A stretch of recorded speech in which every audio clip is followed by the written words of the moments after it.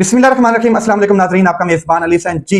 आज की सबसे अहम तरीन डेवलपमेंट आपके सामने रखने से पहले मैं आपको बता दूं कि इंसल्ट क्या होती है, बेइज्जती क्या होती है, और नेशनल बेइज्जती क्या होती है, इंटरनेशनल बेइज्जती क्या होती है, लोकल बेइज्जती क्या होती है। आज के जो हमारे हीरो हैं वो हैं एहसन इकबाल, जो पाकिस्तान मुस्लिम लीग नून के इस टाइम वफाकी वजीर हैं। ऐसे बेटों के लिए, ऐसे जो माँ के बेटे हैं खूबसूरत और प्यारे, उनके लिए नूरजहां साहिबा ने एक मिली नगमा लिखा था, और वो मिली नगमा ये था कि ए पुत्र हटाते नहीं विकदे की लबदी हैं बाजार कुड़े। ये जो पुत्र हैं ये वाकई हटाते नहीं लबदे। तो एहसन इकबाल जो वफाकी वजीर हैं, उनकी इंटरनेशनल बिस्ती हुई है, और इस इंटरनेशनल बिस्ती में उन्होंने बिस्ती को महसूस नहीं किया है। अच्छा, आपको मैं एक चीज क्लियर कर दूं कि बिस्ती के लिए ये होना जरूरी है कि जिसकी बिस्ती हो रही हो वो ढीठ हो, और इंतहा दर्जे का ढीठ हो, उसको महसूस ना हो कि उसकी बिस्ती हो रही है, बल्कि वो आगे से दंदियां निकाल रहा हो, हंस रहा हो, मुस्कुरा रहा हो। तो मैं आपको बता दूं कि ऑक्सफोर्ड यूनिवर्सिटी में एहसन इकबाल की तारीखी इंटरनेशनल किस्म की बिस्ती हुई है।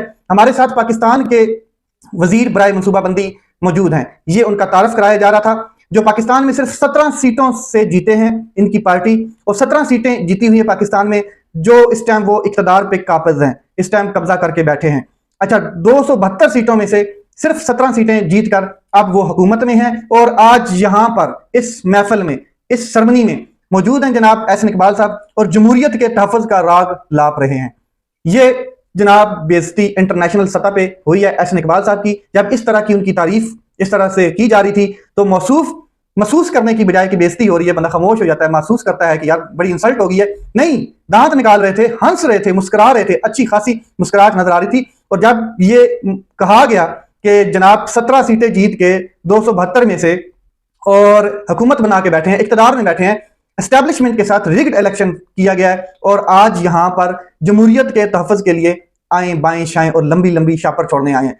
ये जनाब मौसूफ एहसन इकबाल साहब हैं। इंटरनेशनल बेइज्जती हुई है जनाब, नेशनल बेइज्जती तो हर रोज हो रही है, कौमी सतह पे तो हर रोज बेइज्जती हो रही है कि ये फार्म 47 की लास्टिक वाली शलवारें पहनाकर एस्टेब्लिशमेंट ने, ताकतवर ने, खलाई मखलूक ने इनको पाकिस्तान के 22-24 करोड़ लोगों के ऊपर मुसल्लत कर दिया है। इनकी हैसियत ये है कि ये अपनी मर्जी से नाश्ता नहीं कर पाते। इनको जो ऑर्डर आता है खलाई मखलूक की जानब से, ताकतवर की जानब से, उसके ऊपर ये स्टैंप के तौर पर बैठे हैं कि बस इन्होंने स्टैंपें लगानी है, वहां पर दस्तखत करने और ऑर्डर पास करने। ऑर्डर कहीं और से आते हैं, बंद कमरों में फैसले हो जाते हैं, बस इनके सामने पर्ची आ जाती है, उस पर्ची के नतीजे में ये लोग वहां पर स्टैंप का काम कर रहे हैं। सिर्फ स्टैंप इनके सामने रखी हुई है सरकारी, ये स्टैंप उठाते हैं, उसके ऊपर लगाते हैं ऑर्डर के ऊपर, और ऑर्डर जो है जियो जो है वो जारी हो जाता है, यानी गवर्नमेंट का जो ऑर्डर है वो जारी हो जाता है। तो इतनी इंटरनेशनल किस्म की बेइज्जती एहसन इकबाल साहब की पहली दफा नहीं हुई है, नेशनल बेइज्जती भी वो कई दफा करा चुके हैं। मोटरवे पे आपको याद होगा एक फैमिली ने इनको घेर लिया था, और फिर चोर चोर डाकू डाकू के नारे लगाए थे। एक रेस्ट एरिया था मोटरवे, और फिर इन्होंने अपने ताकत के नशे में उस फैमिली के साथ जो कुछ किया ये अल्लाह जानता है, कौम भी जानती है। फिर जनाब उस फैमिली ने जो पहले इनको चोर डाकू ऑन द स्पॉट कैमरे के सामने कह रही थी, खुद ही वीडियो बना के सोशल मीडिया पे चढ़ाई, उसी ने इनके सामने बैठ के माफी भी मांगी, सॉरी भी की। और आप समझ सकते हैं कि ऐसे कौन सॉरी करता है। तो आज की जो अहम तरीन डेवलपमेंट है और आज का जो दिन है वो एहसन इकबाल के नाम। आगे चलते हैं जनाब। इस तरह की जब जाली हुकूमत, जाली मैंडेट जब होगा, तो फिर पूरी दुनिया को पता चलेगा और पूरी दुनिया उनकी इज्जत नहीं करेगी। यही वो इमरान खान साहब बात करते हुए नजर आते हैं कि अपनी इज्जत कराएं, अपनी साख्त बहाल करें, अपनी खुद मुख्तारी पे कंप्रोमाइज नहीं होना चाहिए। आप पूरी दुनिया ने ये चीज देखी है, और ये बरतानिया में हुआ है, और ऑक्सफोर्ड यूनिवर्सिटी है जिसमें वो मौसूफ मौजूद थे। एक तो ये लोग, इनको पता है कि हम हारे हुए हैं, हारे हुए लश्कर में हैं, और फिर ये दुनिया को रिप्रेजेंट करने चले जाते हैं, पाकिस्तान को रिप्रेजेंट करने दुनिया में चले जाते हैं, और वहां पर फिर इनको ये चीजें फेस करनी पड़ती हैं। तो अब आगे चलते हैं। इसी हारे हुए लश्कर में चंद वजीर मशीर नए जो है वो अपॉइंट किए गए हैं, नई वजारतें नवाजा गया है, उनके ऊपर बात कर लेते हैं। वजीर आजम साहब ने जो नए वजीर ऐड किए थे, जो नए लोग अपनी काबीना में, उनको वजारतें जो हैं वो आज सौंप दी गई हैं, नोटिफिकेशन जारी कर दिया गया। अली परवेज मलिक को पेट्रोलियम, और औरंगजेब खान खिची को नेशनल बेटरिच एंड कल्चर की वजारत दी गई है।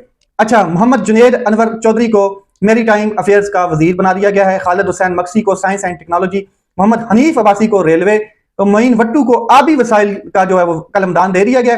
सरदार मोहम्मद यूसुफ को वजारत मजहबी अमूर और बैन अल-अक़वामी बाहमी अंगामी जो है वो उसका एक वजारत दे दी गई। आगे चलते हैं। शिजा फातिमा जो है ख्वाजा को IT का टी काम जो है वो उसका एक वजारत दी गई है।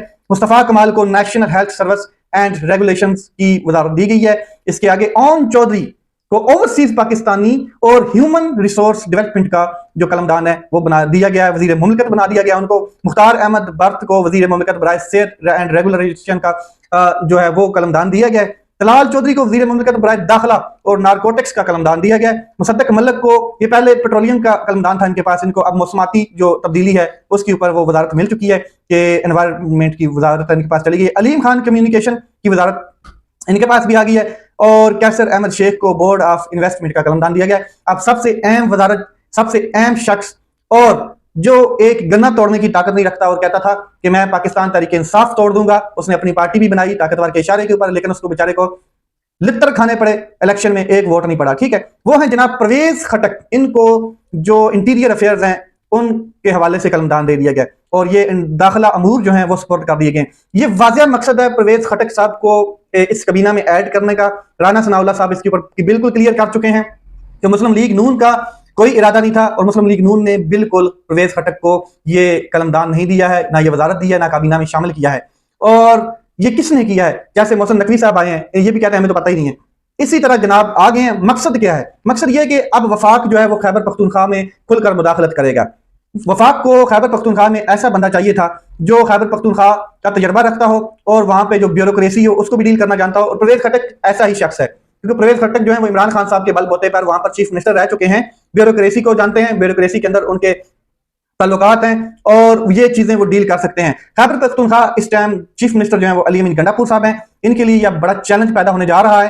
केपीके में ब्यूरोक्रेसी किसी सूरत में भी है वो अली अमीन गंडापुर को कंट्रोल करनी पड़ेगी, वरना ये लोग तहरीक इंसाफ की एक कामयाब हुकूमत पर हमला आवर होने जा रहे हैं और ये होने जा रहा है। ये जो वजारत दी गई है परवेज खटक को, परवेज खटक जो है ये बड़े मासूम अंदाज में ये वार करेगा और ये ऐसा नहीं हो सकता कि परवेज खटक साहब खामोशी से बैठेंगे। इसके ऊपर शायद खाकान अब्बासी साहब बिल्कुल क्लियर कह चुके हैं कि ये डांस करते हुए 2014 में आया था परवेज खटक और अब डांस करते हुए इसी हुकूमत में आ गया है और इस हुकूमत में आके बैठ गया है। ये मुस्लिम लीग नून के खिलाफ आया था, अब डांस करते हुए मुस्लिम लीग नून के साथ बैठ गया है। तो इसको डिफेंड करने के लिए अब मुस्लिम लीग नून और पीपल पार्टी जो है वो बिल्कुल डिफेंड ही नहीं कर पा रहे हैं। आगे चलते हैं, और चीजें हैं जो बड़ी अहम है। Islamabad high court doctor Aafia Siddiqui की सेहत याबी और वतन वापसी की लाने के लिए जो दरखास्त थी उसके ऊपर समात में एक नया मोड़ आया है। वफाकी हुकूमत ने आफिया सिद्दीकी की रिहाई की दरखास्त फौरी निपटाने के लिए मुतफरक दरखास्त दायर इस्लामाबाद हाई कोर्ट में की है और इसमें कहा गया कि आप इसको फिल फौर निपटाया जाए इस केस को। तो जस्टिस सरदार एजाज इसहाक का एडिशनल अटॉर्नी जनरल से मुकालमा हुआ है। बोले आप कहते हैं कि अमेरिका के साथ कैदियों के जो तबादले हैं उस हवाले से हमारा कोई MOU साइन नहीं है या हमारा कोई मुआहिदा नहीं है, तो आपने बगैर किसी एग्रीमेंट के एक बंदा कैसे पकड़कर अमेरिका के हवाले कर दिया? ये उस बंदे की बात हो रही है जो एक दहशतगर्द पकड़कर पाकिस्तान इंटेलिजेंस ने या पाकिस्तान हुकूमत ने अमेरिका को दिया है। और इसके ऊपर फिर जस्टिस एजाज इसहाक साहब खुलकर बोले हैं कि कल आपने बगैर किसी एग्रीमेंट के बंदा पकड़ के अमेरिका के हवाले कर दिया है। हालांकि आप ये कह रहे हैं एडिशनल अटॉर्नी जनरल साहब कि हमारे पास, हमारे नजर में या हमारे कागजात में कोई ऐसा मुआहिदा नहीं है हुकूमत के पास कि कैदियों का तबादला किया जा सके। तो इसको जरा आप डिफाइन करेंगे, जरा आप इसका दिफा करेंगे, आपने कैसे वो बंदा दिया है? भाई अबू जी हैं, अबू जी का आर्डर होता है तो हुकूमतें बदल जाती हैं, एक बंदे की क्या औकात है? अबू जी के आर्डर पे तो रिजीम चेंज होगी, एक प्राइम मिनिस्टर को घर भेज दिया गया एक साइफर के नतीजे में, तो ये एक बंदे की क्या है औकात कि ये तो 100 बंदे भी लेट जाएंगे और ये देने के लिए तैयार है। नरेंद्र मोदी तो ऐसे नहीं कहता है कि पाकिस्तान में जो ताकतवर है वो डॉलर की खातर तो अपने घर वालों को बेच रहे, अपनी मां को भी बेच रहे। आगे चलते हैं तो जस्टिस एजाज इसहाक साहब हैं, वो तो खुल के बात करते हुए नजर आते हैं और ये वो जज हैं जिन्होंने सुप्रीम कोर्ट ऑफ पाकिस्तान को इंटेलिजेंस मुदाखलत के हवाले से भी खत लिखा था। चलें, हामिद खान साहब जो है उन्होंने बड़ा एक अहम इंकशाफ किया है जस्टिस अमीनुद्दीन जो आईनी बेंच है उनके हवाले से। जस्टिस अमीनुद्दीन आईनी बेंच के सरबराह हैं और जस्टिस अमीनुद्दीन साहब जो हैं वो दिसंबर में रिटायर्ड होने जा रहे हैं। मिलिट्री कोर्ट केस बड़ा अहम मरले में इस टाइम चल रहा है और इस टाइम जो दलाइल दे रहे हैं वो हामिद खान साहब हैं। हामिद खान साहब बिल्कुल क्लियर कर चुके हैं कि सोमवार को मेरे दलाइल जो वो मुकम्मल हो जाएंगे, लेकिन जजेस से अपनी पसंद का फैसला लेने के लिए एक्सटेंशन का दाना फेंका जा रहा है क्योंकि ये दिसंबर में रिटायर्ड हो जाना है इन्होंने।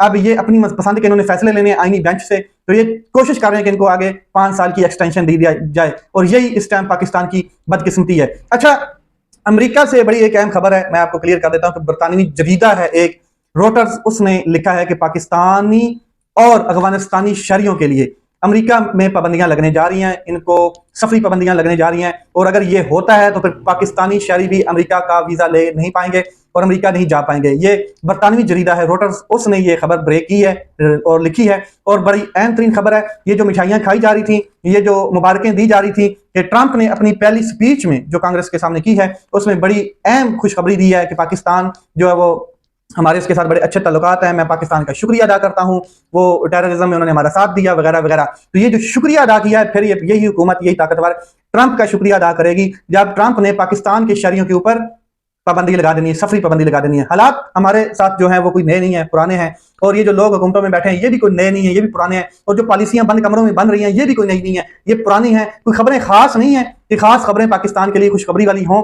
पाकिस्तान हर तरफ से घिरा पड़ा है, ठीक है। दुनिया की नजर इस टाइम पाकिस्तान की जमहूरियत के ऊपर है। पाकिस्तान में जो सियासत चल रही है, गैर एलानिया मार्शल है, जिस तरीके से इंसानी हकूक की पामाली हुई है, इस सब के ऊपर पाकिस्तान के जो इलेक्शन हुए हैं 24 के, और जितने रिग्ड हुए हैं, और ये आपको बताया जितनी इंटरनेशनल बिस्ती भी हो रही है इनकी, इसके ऊपर दुनिया की नजरें हैं। दुनिया के जो ऑर्गेनाइजेशंस हैं ह्यूमन राइट्स की, या जो डेमोक्रेटिक ऑर्गेनाइजेशंस हैं और सियासी लोग हैं, ये सारे जानते हैं और अच्छा खासा जानते हैं। पाकिस्तान में अगर कोई खुशखबरी आनी है तो सिर्फ एक ही होनी है कि आईएमएफ आ चुका है, आईएमएफ ने कटोरे में दाना डाल दिया है, अब इतने अरब हमें दाना मिलने वाला है, या आईएमएफ ने हमारा जो कटोरा है उसकी एक्सटेंशन कर दी है, या इस कटोरे को दोबारा मजीद बड़ा करने जा रहा है और ये टैक्स लगने जा रहे हैं, ये वगैरह वगैरह। इसके अलावा कोई खबर नहीं आ सकती। या फिर मरियम नवाज साहिबा के जोक जो है वो पंजाब में चल रहे हैं, कभी किसी एमएस को धमकी दी जाती है कि इसको फायर कर दिया जाए, इसके सामने ये अस्पताल में जो कुछ वायलेशन हो रही है वगैरह वगैरह, ये चीजें चल रही हैं। लेट्स सी मामला के साथ जाते हैं। आखिर में खबर देने को महारंग बलोच हैं, इनको अमन का नोबल इनाम यानी कि नोबल प्राइज देने के लिए 2025 के लिए नामजद किया गया है। बड़ी खुशी की बात है और इन्होंने बड़ी जदोजहद की है अमन के लिए। अपना ख्याल रखें, अपने भाई के चैनल का ख्याल रखें। पाकिस्तान जिंदाबाद।